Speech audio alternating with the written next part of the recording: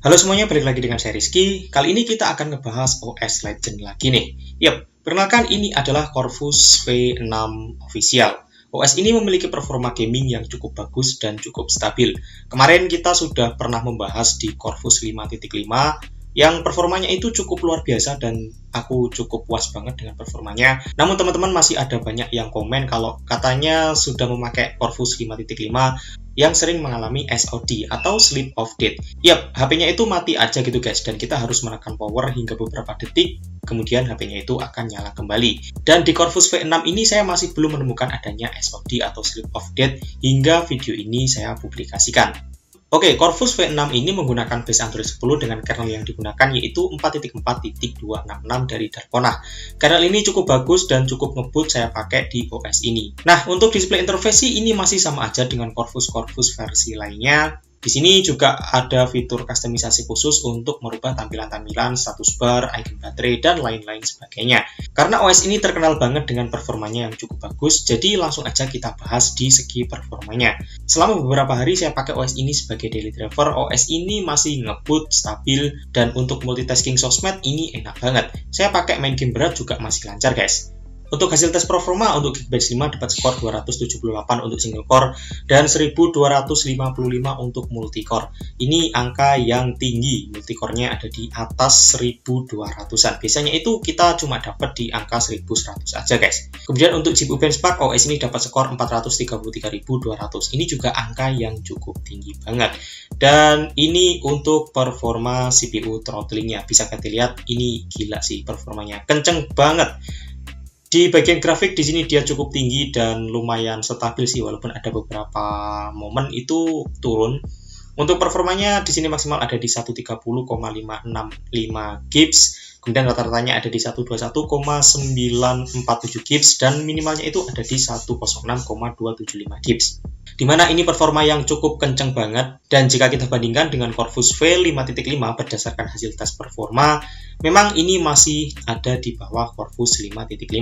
Ya, Corvus 5.5 masih ada satu tingkat di atas Corvus V6 ini guys. Untuk bermain game PUBG Mobile ini berjalan sangat bagus sekali, lancar, dan saya tidak pernah menemukan adanya force close ataupun frame drop yang parah banget di game ini.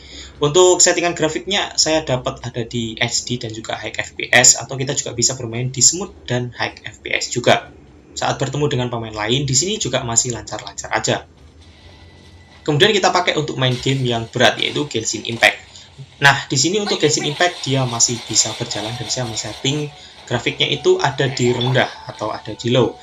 Memang saat kita bermain di sini beberapa saat itu masih ada nge-lag, namun untuk experience bermain Genshin Impact di OS ini keren banget, bagus banget deh pokoknya jika dibanding dengan OS lain. Dan saat bertemu dengan monster ini sih masih bisa berjalan dengan cukup bagus guys. Saya cukup puas sih dengan performa gaming yang dihasilkan oleh OS ini. Untuk performa baterai sendiri juga masih bagus di sini guys. Penggunaan sosial media dan nonton YouTube, baterainya bisa bertahan hingga seharian. Cuman kalau untuk gaming ya itu pasti baterainya akan lebih boros lagi.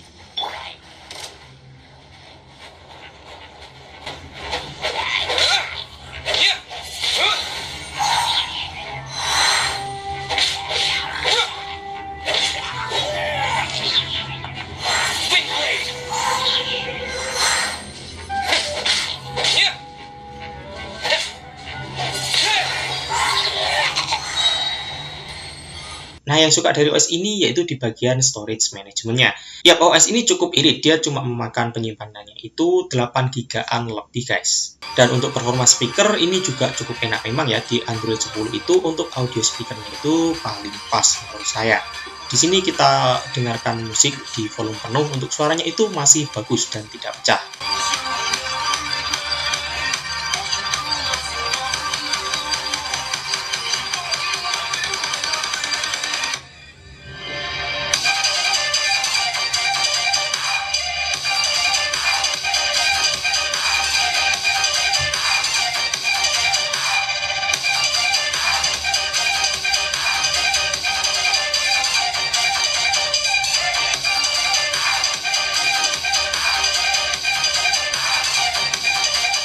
Oke, untuk kesimpulan, OS ini cocok banget buat gaming, untuk performanya ringan dan enteng. Dan untuk game berat, dilibas habis oleh OS ini. Lanjut untuk penginstalan, pertama di sini kita masuk di recovery, kemudian kita pilih web, Dalvik, Change Data System, dan juga vendor.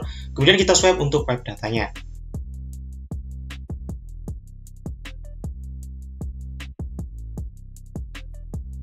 Setelah selesai, kita masuk di file, dan di sini kita pilih untuk file OS-nya. Kemudian kita swipe untuk proses penginstalan.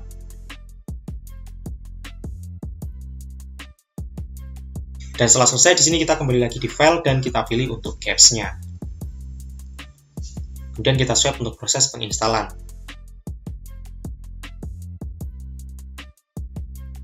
Setelah proses selesai, di sini kita bisa langsung pilih return system dan kita tunggu aja hingga masuk ke menu OS kita, guys. Oke, itu untuk review dan juga cara penginstalan dari Corvus V6. Kalau kalian suka dengan video ini, jangan lupa tinggalkan like, komen, dan juga subscribe. Kalau tidak suka, bisa klik tombol dislike-nya, dan sampai jumpa di video selanjutnya.